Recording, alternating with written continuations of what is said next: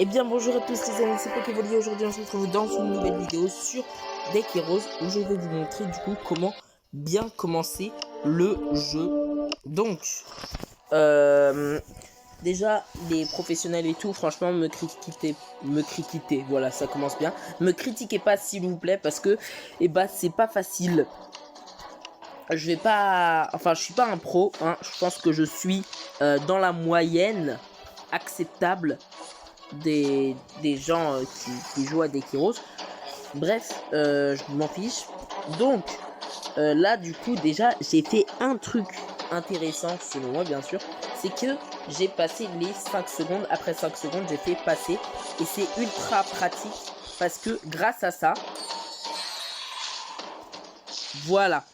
Grâce à ça, voilà. J'ai pu battre les 3. Et eux, ils n'ont pas pu me tuer. Donc forcément, vous pouvez le faire de façon plus rapide. Ça permet juste de gratter à peu près 10 secondes, 10 à 5 secondes, ce qui est vraiment rien du tout.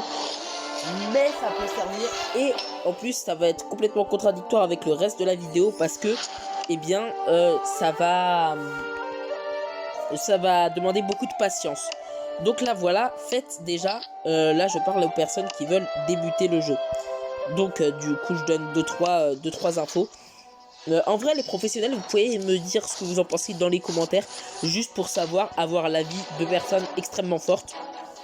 Bref, donc là pour l'instant faites ce que le tutoriel vous dit. Enfin pour l'instant ça va tout le temps être le cas, mais comment dire, bah c'est tout, suivez pour l'instant ce que le tutoriel vous dit. C'est extrêmement simple. Généralement, là, vous devez pas trop vous perdre. Hein. C'est assez facile comme première étape.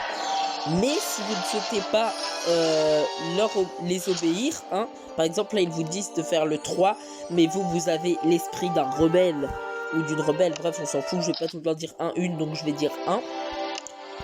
Déjà, vous pouvez passer, voilà, comme je viens de faire. Comme ça, je peux me balader, réclamer les trucs, parce que voilà, ça se réinitialise. Et donc je récupère les 2-3 prix, mais je récupère surtout pas cette enveloppe parce que ça va servir juste après, du coup, dans à peu près 3-4 minutes. Voilà, pour l'instant ça sert pas. Donc là on nous dit de placer les deux.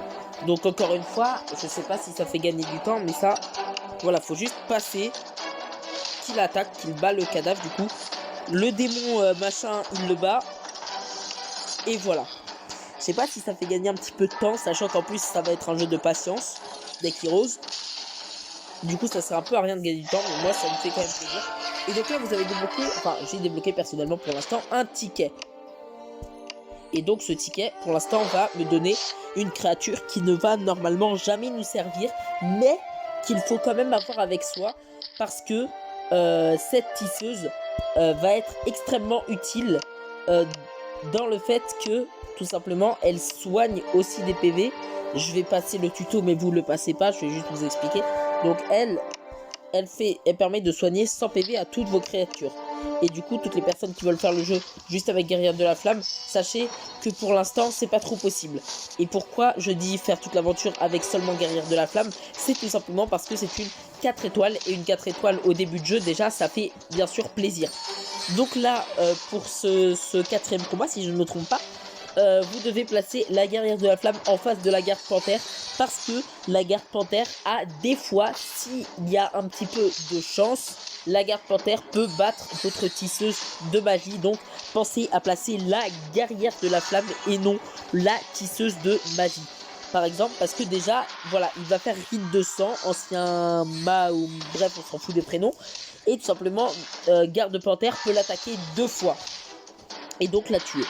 Mais pas de souci, parce que la capacité spéciale de votre héros s'est enclenchée généralement.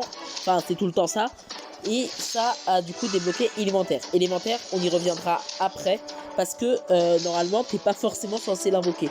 Sauf que du coup, on y reviendra après, parce que ils n'avaient pas encore dit à ce moment-là à quoi il servait, mais ils le disent par la suite. Donc ne vous inquiétez pas, élémentaire étant un étoile, bien évidemment, il n'est pas très utile, en tout cas logiquement, enfin après le level 1 voire 2, il n'est plus très utile. et on va vous expliquer après à quoi il sert. Donc là, pour l'instant, encore une fois, resuivez tout le temps le tutoriel, et là, c'est la partie intéressante. Enfin, une des plus intéressantes, selon moi. Donc voilà, tac, tac, tac. Placez toujours, encore une fois, la guerre de la flamme en face. Et là, vous me dites peut-être, mais pourquoi ne pas le placer au milieu? Parce que c'est vrai que c'est tentant, étant donné que, généralement, vous allez penser... Enfin, en tout cas, c'est ce que moi, je pense. Donc, peut-être qu'il y a des personnes qui pensent ça. C'est que, étant donné qu'une personne est toute seule, elle est forcément plus forte que des copies. Voilà, selon moi, ça paraît un peu logique. Un petit peu, pas beaucoup, mais un peu.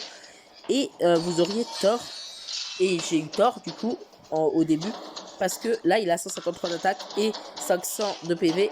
Vous devez tout le temps, absolument tout le temps, regarder les stats d'attaque.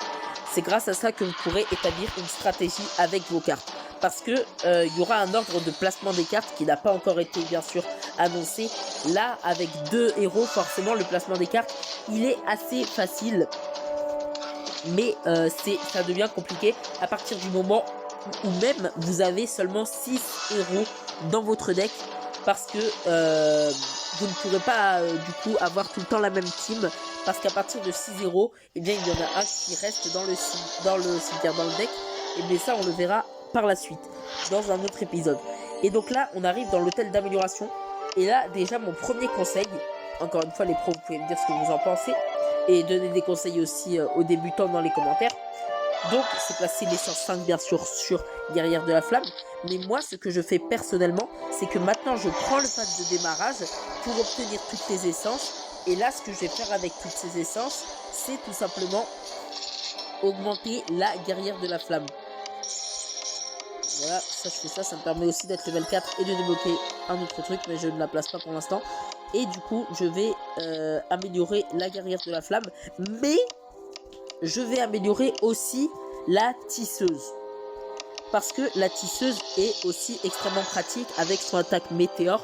Une fois la tisseuse du coup passée très haut niveau, vous pouvez passer du coup votre guerrière de la flamme au niveau 7. Et ça va être utile du coup pour la suite. Du coup vous avez une level 5 et un level 7 pardon, ce qui est très pratique parce que il débloque de nouvelles compétences en fait. Et là je vais vous parler maintenant des compétences. Donc les boules de feu, une boule de feu qui a craché du coup guerrière de la flamme inflige 250 à 250 dégâts. Ça c'est au niveau 0 du coup qu'elle apprend cette compétence magique. Ensuite à partir du niveau 5, je vais vous montrer de suite. Juste un peu attendre, tac. Donc là vous voyez, elle va mettre du coup une boule de feu, et là elle va mettre 3 boules de feu. Ces 3 boules de feu vont du coup de 210 à 350 dégâts, et elle va ensuite au niveau 10 brûler, infligeant du coup 120 dégâts à la fin des tours des ennemis, ce qui est pas mal en soi. Et en plus le feu dure plusieurs tours. Je veux juste savoir où est-ce qu'on peut l'avoir. Et donc ça va pas être utile pour la suite, mais bon. Et au niveau 10, elles augmentent aussi, non seulement elles apprennent de nouvelles compétences à partir du level 0, de level 5 et du level 10, mais aussi leur attaque est améliorée et leur PV également. Idem pour le héros, mais le héros pour le coup, son attaque n'est pas forcément améliorée, mais ses PV sont améliorés en fonction de votre niveau. Par exemple, un héros level 4 va avoir 2400 HP, quand elle va monter level 5, elle va peut-être recevoir par exemple 100 HP supplémentaires passant à 250. Et donc la tisseuse, elle rend 100 PV à tout le monde, et elle a la compétence de guerrière de la flamme météore 5 qui permet d'infliger 250 à 250 dégâts, de espace 150 à 250 dégâts qui permet d'infliger 150 à 250 dégâts. Je dis ça parce que voilà, on peut mal comprendre. Et elle a incinéré qui permet du coup d'envoyer 3 boules de feu supplémentaires, pas de brûler. Attention, même si c'est marqué incinéré, mais d'envoyer 3 boules de feu supplémentaires qui vont faire du coup 220, qui vont faire 2 espaces 120 à 250 dégâts, c'est bien 250, non 200 dégâts pardon, excusez-moi. Et donc c'est bien puissant. Et tout simplement c'est très pratique. Là par exemple elle est paralysée, mais grâce à ces 2 météores, et bien elle peut quand même continuer à attaquer. Et la tisseuse de magie, du coup, qui a appris météore au level 5, peut donc finir l'ennemi. Et c'est pour ça que je l'ai amélioré au level 5. Et du coup, le reste de l'essence, je l'ai donné à guerrière de la flamme. Donc là on s'en fiche un petit peu des missions. Enfin ça rapporte quelques gemmes, mais pour l'instant ça ne sert pas à grand chose les gemmes. Ça servira dans le futur, mais pour l'instant pas vraiment. Et donc maintenant que vous avez battu le niveau 1, et bien dans la suite logique des choses, enfin le monde 1, vous faites du coup dans la suite logique des choses le monde 2. Je ne sais pas il y a combien de mondes au total. Pour l'instant dans ma partie je suis au monde 10 et je vais passer, pardon excusez-moi pour cette pub involontaire, et je vais passer donc au monde 11 car il me reste normalement un niveau à faire dans mon monde principal, donc le niveau du boss, et ensuite je pourrai passer au supérieur. Donc là je viens de débloquer Voleuse des Ténèbres, si je me trompe pas, je m'en souviens plus de son nom, et donc ça va me permettre de remplacer donc Storm, bref l'ancien héros par le nouveau, et du coup vous n'avez pas pu voir la capacité à Storm machin, mais en soi elle invoque un élémentaire qui va du coup avoir qui va être niveau 1 et qui va avoir 120 d'attaque et 200 de défense, et au fur et à mesure des niveaux il va être augmenté, mais je crois pas que ça marche pour tout le monde.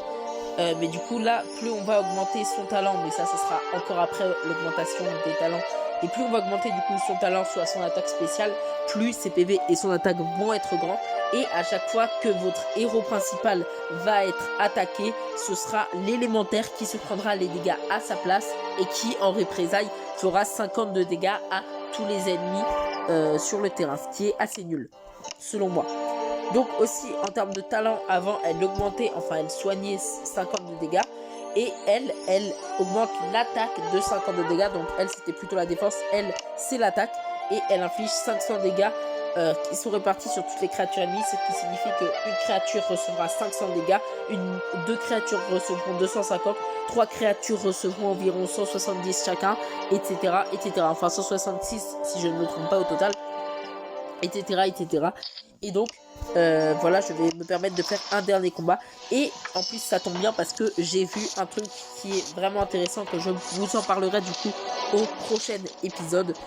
Et donc voilà, là elle augmente leur attaque et elle ne les soigne pas, et donc voilà, attention, non, la guerre de la flamme n'a pas atteint la bonne cible selon moi, et donc le guerrier elfe peut attaquer, mais elle va augmenter l'attaque et pas les PV.